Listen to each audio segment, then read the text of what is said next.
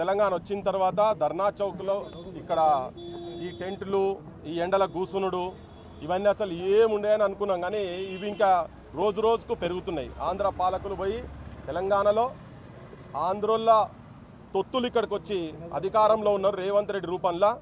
గత ప్రభుత్వంలో కేసీఆర్ అన్నమాట ఇంటికో ఉద్యోగం అని అన్నాడు, అది నిలబెట్టుకోలేదు కనుక ఈ మహానుభావుడు రేవంత్ రెడ్డి చంద్రబాబు దగ్గర చెంచా అయినటువంటి రేవంత్ రెడ్డి వచ్చి నిరుద్యోగుల దగ్గరకు వచ్చి సభల కాడికి వచ్చి ఇదే వేదిక మీదకి వచ్చి కూడా ఆయన ఇయ్యలేదు కాబట్టి నేను రాగానే మా ప్రభుత్వం రాగానే ముఖ్యమంత్రి కాగానే 2 లక్షల ఉద్యోగాలు మేము ఇస్తా, నా కష్టాలు తెలుసు, నేను కూడా మీ లెక్కనే బతికినోని గిన్నె పక్కకు మోరిల పొంట తిరిగినోని, నేను ఆ పక్కకేమన్నా దుఃఖం ఉండే ఇవన్నీ ముచ్చట్లు చెప్పి మత్పరిచి మాయ చేసి నేను ఉద్యోగాలు ఇస్తా అంటే ఇక నీ మాట ఇట్లా నమ్ముతాం సార్ అంటే ఆడికెళ్ళి పట్టుకొచ్చిండు గాడే మొగ ఆయన పెద్ద మనిషి.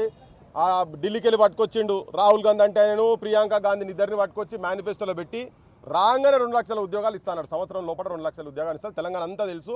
ఈ పిల్లల పాపము విద్యార్థులు నిరుద్యోగులు మొత్తము వాళ్ళు అన్ని పక్కకు పెట్టి చదువులు పక్కకు పెట్టి ఉద్యోగం ఆశల ఆయన వచ్చి ఏం చేసిండు, కారం పొడి నూనె పెట్టి ఒకటే పూట బువ్వ తింటున్నారు అనేటువంటి మాటలన్నీ నమ్మబలిగితే నిజంగా నేను వచ్చినాక ఇది చేస్తాడు కావచ్చు అనుకొని ఇంటింటికి పోయి కడుపులో తలకాయ పెట్టి కాళ్ళు మొక్కి గదమాలు పట్టుకొని ఓట్లు వేపించి అలా అధికారంకి వచ్చినాడు కూడా ఆయన ఒకటే మాట చెప్పిండు, నిరుద్యోగులు లేకపోతే నేను లేను, నిరుద్యోగులు చేయబట్టే నేను ఇవాళ ముఖ్యమంత్రినా అని చెప్పి బాటంగా బహిరంగంగా ప్రపంచానికి మొత్తం తెలిసినట్టు మాట్లాడిండు. కానీ ఇప్పుడు పరిస్థితి ఏంటంటే ప్రజాప్రభుత్వం అని చెప్తున్నటువంటి పాలనలో కనీసం ధర్నా చౌక్లో మీటింగ్లు కూడా పెట్టనిస్తలేరు. విద్యార్థులను, విద్యార్థి నాయకులను, నిరుద్యోగులు అంటే వీళ్ళు నిరుద్యోగులు కాదు, వీళ్ళు మేధావులు, తెలంగాణలో ఉన్నటువంటి మేధావులు.